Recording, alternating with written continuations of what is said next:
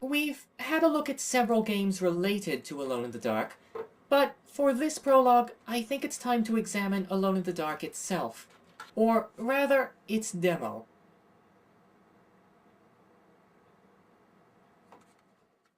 The demo is restricted to the loft, but is otherwise identical to the full game, as you would expect, given that the timestamp on the files is from December 1992, a month after Alone in the Dark was released.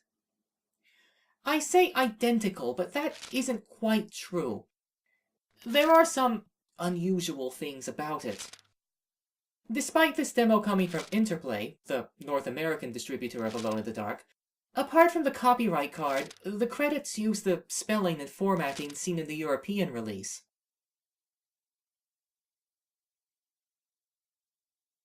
The justification is slightly different in the character monologues, the words being packed more closely together, but otherwise the text is the same, even down to the typos, like the one here in Carnby's story, the former owner, a guy call J. Hartwood.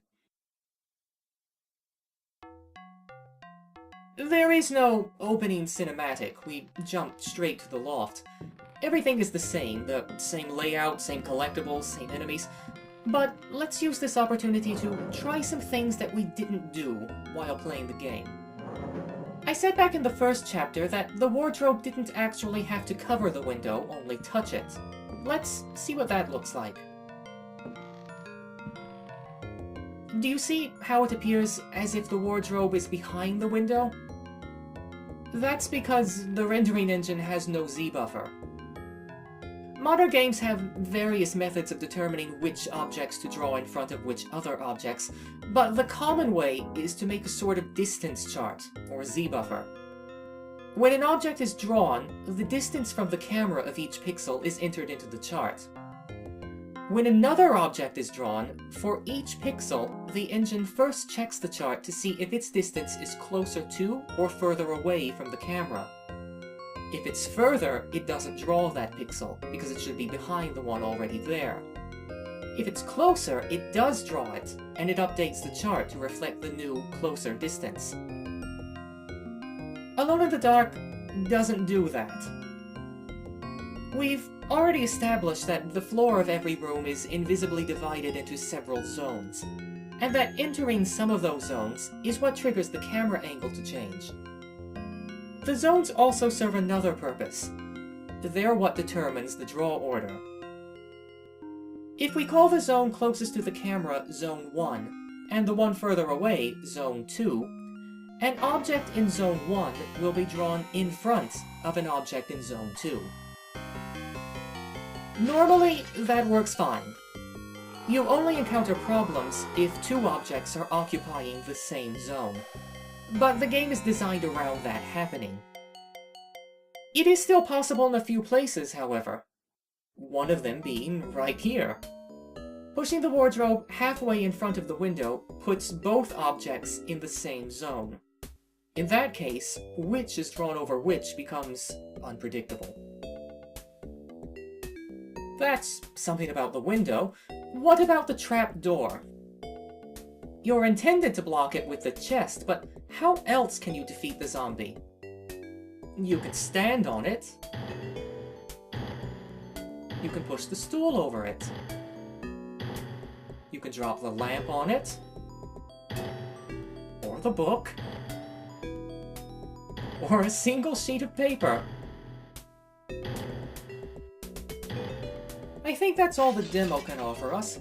Moving on to the topic of Carnby and the Alone in the Dark canon. What's this? This is a different demo. An older demo from September of '92, 2 months before the game was released. This should make for an interesting comparison. No trademark or copyright notice on the title screen. A Frederic Reynal creation. I'm going to pause here to speak a little about this. Alone in the Dark was not a quick game to produce. It was in development for years. As with anything one spends any length of time on, no matter how enthusiastic you were at the start, by the end, very little of that enthusiasm remains. Alone in the Dark would be a huge success, and make an unprecedented amount of money for Infogrames. But in the final weeks of development, Reynal said that he honestly did not know if anybody would like it. After chasing bugs and ironing out the controls for months, he could only see the flaws in the game, and, in truth, had grown to hate it. During development, he had married Yael Barroz and had just had his first child. He had checked out, to make a long story short. Reynal had, up until now, the creator credit for the game, the one you see here. In October, Bruno Bonnell, president of Infogrames, convinced him to sign that over to the company, which, at the time, he was all too ready to do. You will note in the full game he is credited as merely realizing Alone in the Dark. Infogrames alone is given credit for producing it.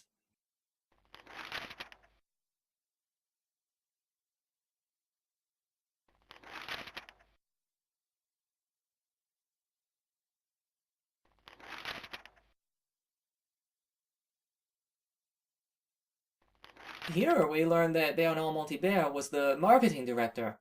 In the full version, he only gets a special thanks credit. Opening in 1981, ERE Informatique was one of the first French video game developers. In the mid-1980s, they were struggling financially, and Infogrames acquired control of the company. All of its staff left in 1989, and ERE ceased to exist. But the building still did, and, evidently, Alone in the Dark was made there.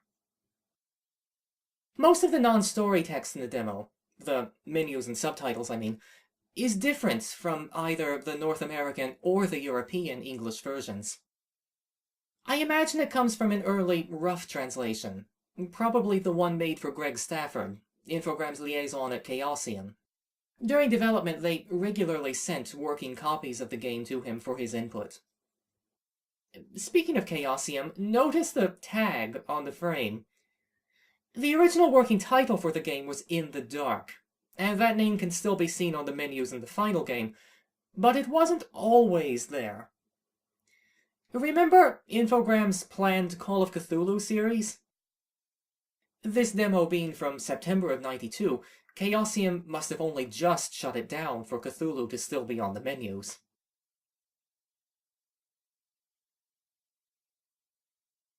The character monologues are the same, but there are some cosmetic differences. There's a solid colored background behind the text here, as opposed to the gradient texture in the full game. The demo lacks the next page, previous page indicator at the bottom, and it uses the page turning sound effect for when you change screens. In the final version, this is silent.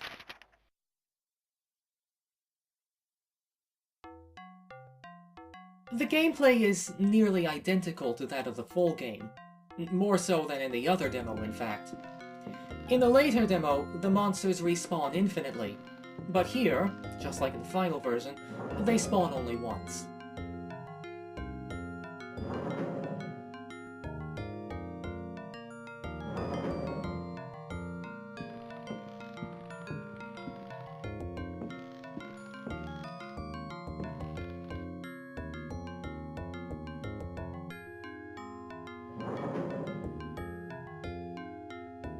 There is a difference with the music. Enemies usually trigger the Evil Approaches track to begin playing. In this demo, killing the enemy will cause the track to abruptly stop playing.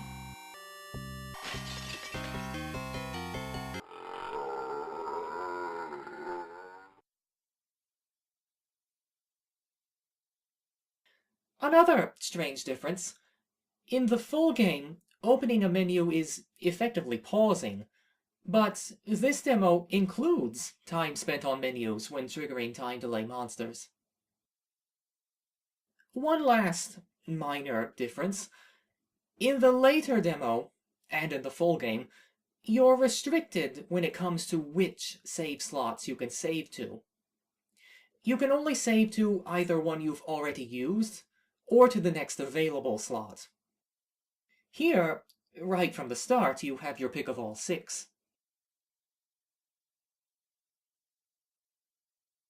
Jeremy's suicide letter is the same, but let's examine the Golden Fleece book.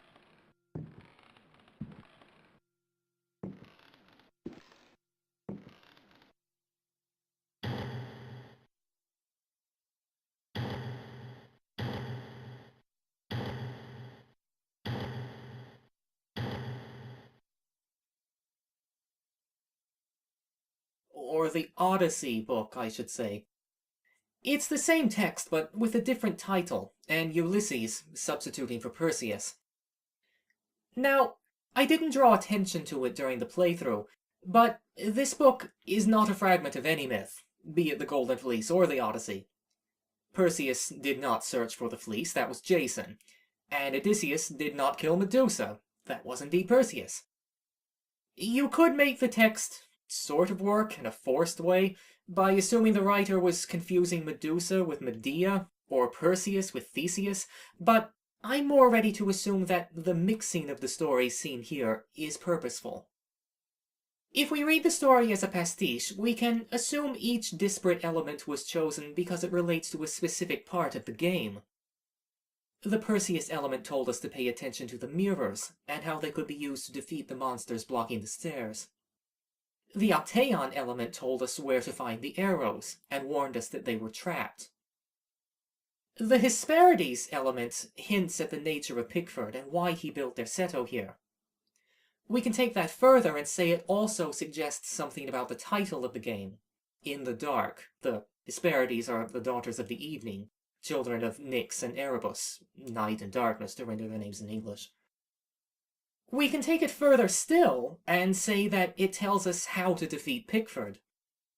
The eldest of the triad was the nymph Eagly, or Brightness, specifically the brightness of the setting sun as it falls on their island, named after another of the nymphs, Erythea, or the Red One, evocative of the sunset making it appear as if the island and the magical tree on it were on fire.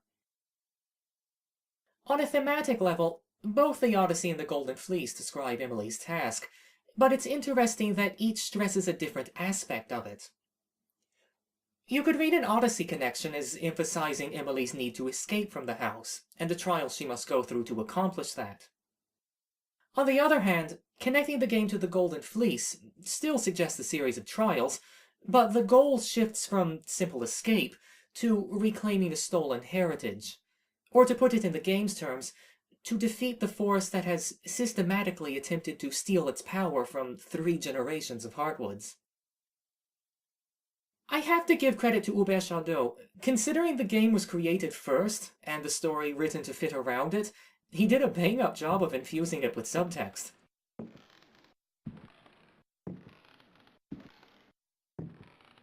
Now, what were we talking about?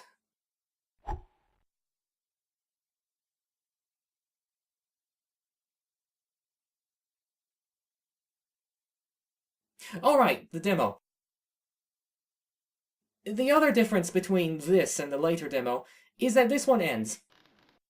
There are no exits in the other demo. The door to the stairs just leads to a blank alcove. But here, the stairs exist, and taking them leads to the end.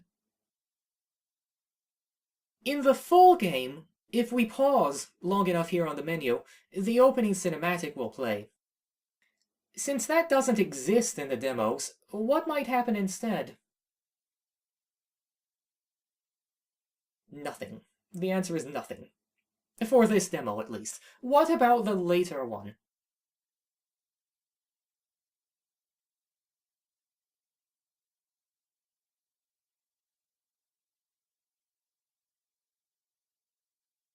Oh, the credits play, but that's not all. Something more interesting follows them.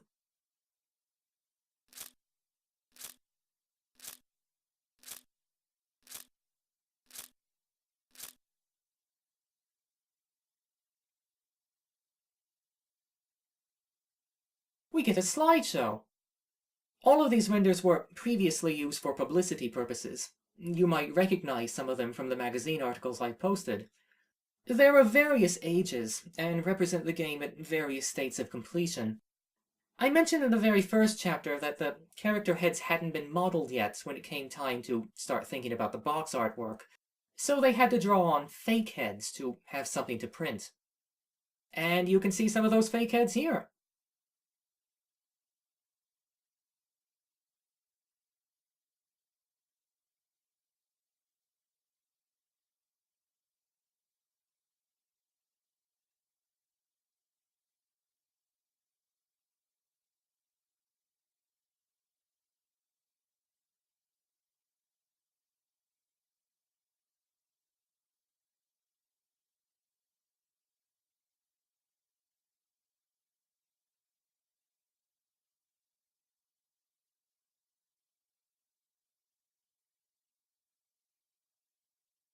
Spoilers for the upcoming chapter, if you care about that sort of thing.